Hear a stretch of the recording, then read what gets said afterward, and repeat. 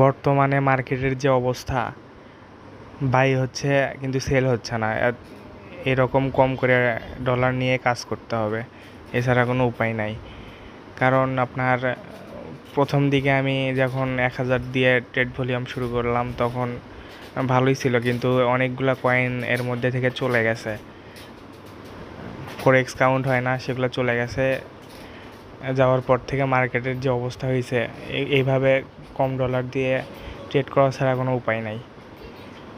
কম করে করতেছি, যাই হোক সময় বেশি লাগবে, তারপরেও আপনার 66কে পূরণ করার জন্য এতটুকুই যথেষ্ট। এভাবেই করতে হবে, এছাড়া কোনো উপায় নাই।